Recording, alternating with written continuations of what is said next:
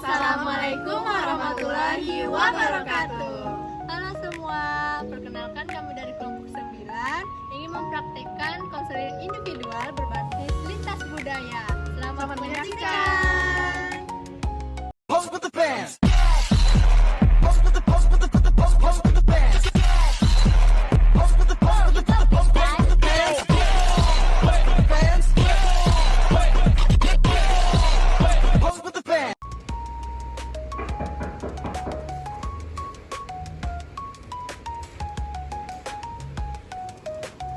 Assalamualaikum Bu. Waalaikumsalam Dini, ada ya Bu? Oke Dini, silakan masuk dulu. Terima kasih Bu.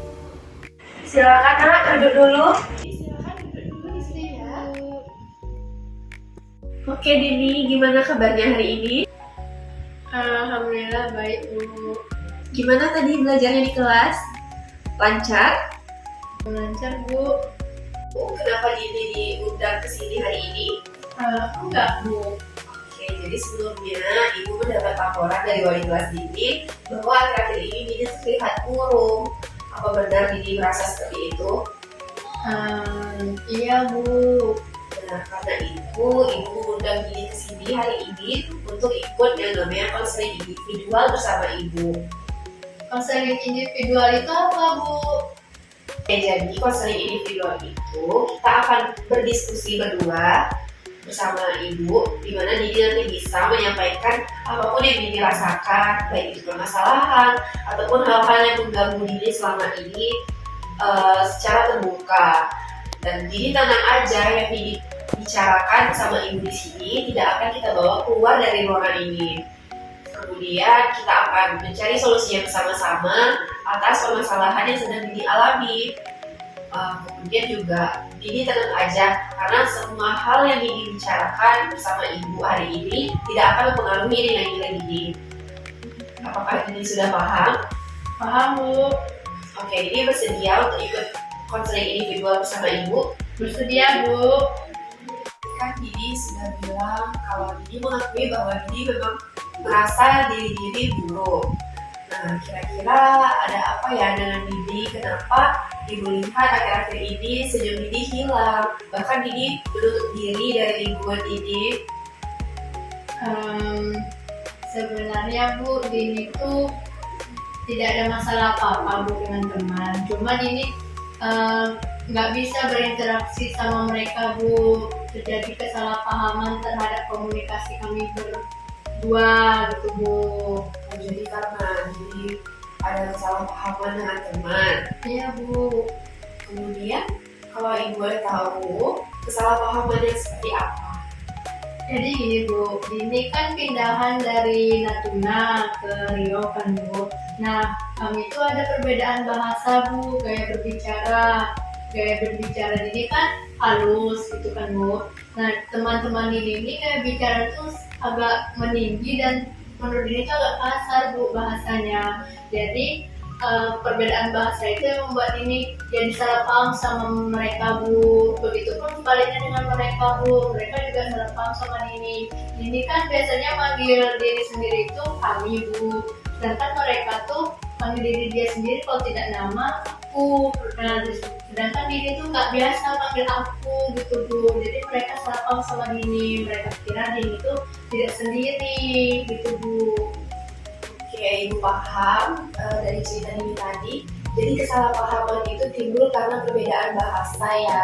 Iya Bu. Oke, jadi selama ini akhir-akhir ini Dini mulu karena itu. Iya Bu, benar. Oke, pertama Ibu mau tanya, biasanya kesalahpahaman itu terjadi ketika lagi ngapain Dini dengan teman Dini? Lagi diskusi kelompok Bu biasanya kan. Diskusi Diskusi kelompok di kelas itu Bu.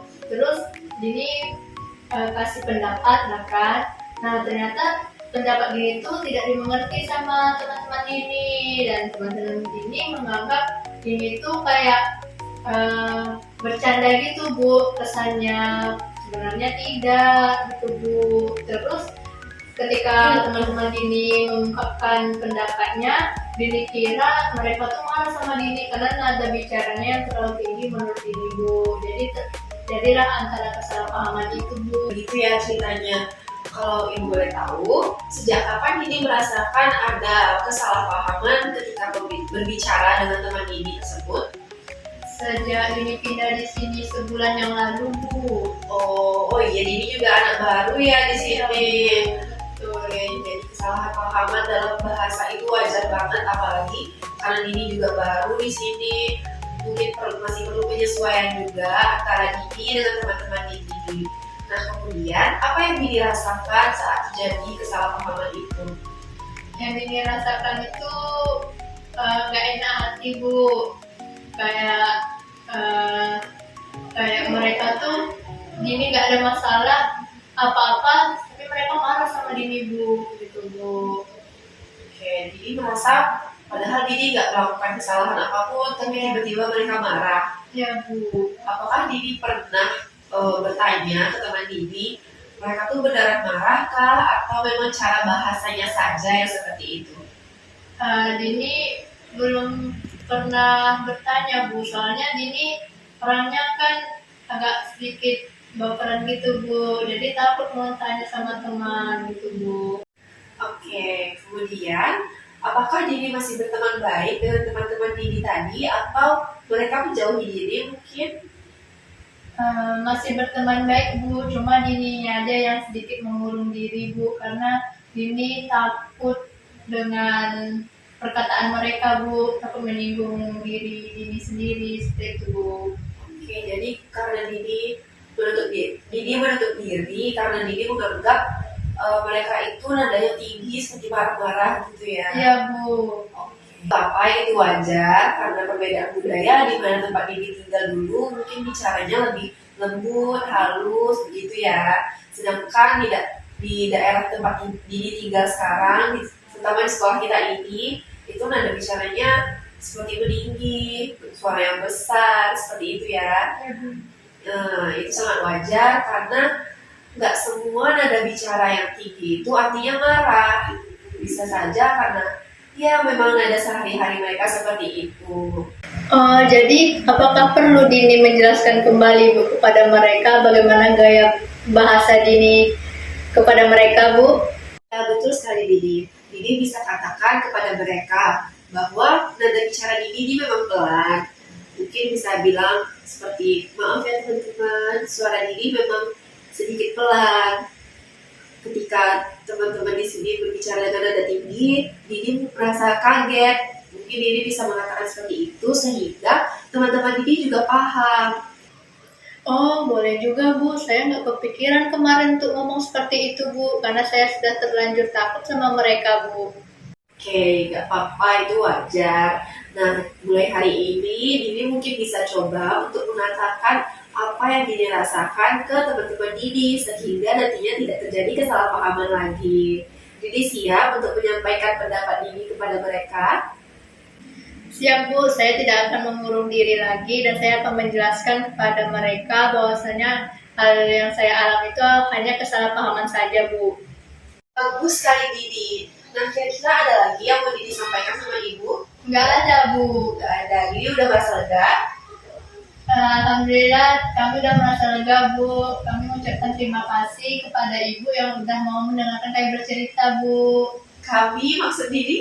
Iya, Bu, maaf ya, Bu. Biasanya ini manggil diri sendiri itu kami, Bu. Nah, itu salah satu kesalahpahaman yang terjadi pada pertemanan ini, Bu. Ibu paham sekarang. Terima kasih ya Didi sudah menjelaskan.